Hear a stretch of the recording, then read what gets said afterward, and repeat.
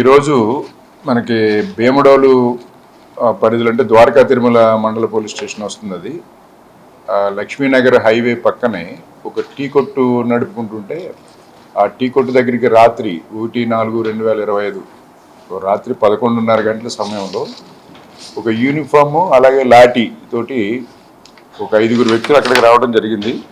4 వ్యక్తులు.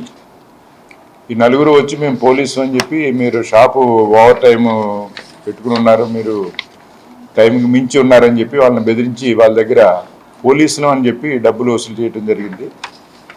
సుమారు 1000 రూపాయలు తీసుకున్నారు. ఈ సమాచారం అందుకున్న వెంటనే మన ద్వారకా తిరుమల ఎస్ఐ గారు అలాగే భీమడోలు సిఏ గారు ఆధ్వర్యంలో ఒక పార్టీ కింద ఏర్పడి వాళ్ళని 4 అరెస్ట్ చేయడం జరిగింది. వాళ్ళు 4 దగ్గర కూడా ఇలా బెదిరించినందుకు పోలీసును అని చెప్పి నమ్మించి వాళ్ళని బెదిరించినందుకు ఒక కేసు రిజిస్టర్ చేసి వాళ్ళని అరెస్ట్ చేయడం జరిగింది.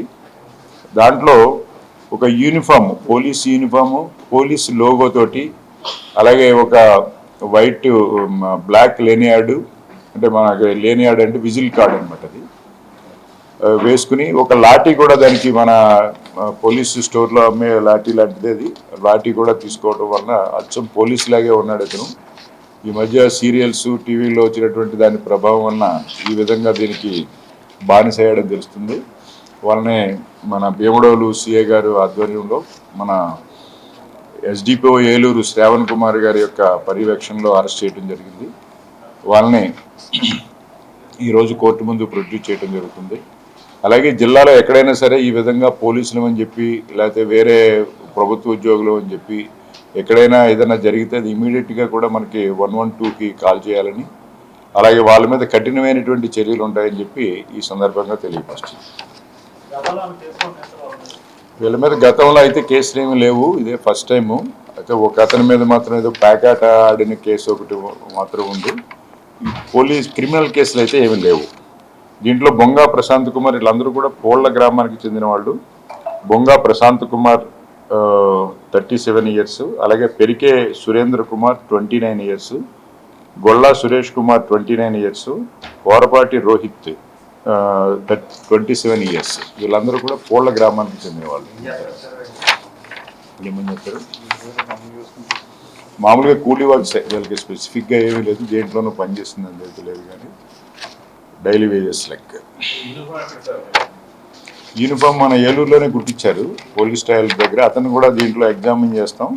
ఒకవేళ అతను ఏ ఐడెంటిటీని చూపించి అతను యూనిఫామ్ కుట్టించాడో చూసి అతని మీద కూడా చర్య తీసుకుంటాం, లేకపోతే విట్నెస్ కింద కూడా ఎగ్జామిన్ చేస్తాం.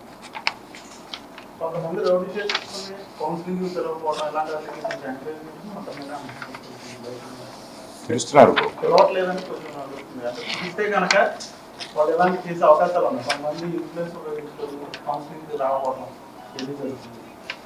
అంటే వీళ్ళు ఇంతకుముందు కేసులు అయితే ఏమి లేవు, వీళ్ళు అయితే రెడ్ షీటర్స్ కాదు. అది అయితే ప్రాసెస్ ఎవ్రీ సండే ప్రాసెస్ జరుగుతుంది, ఇంకా జరిపించుతాం.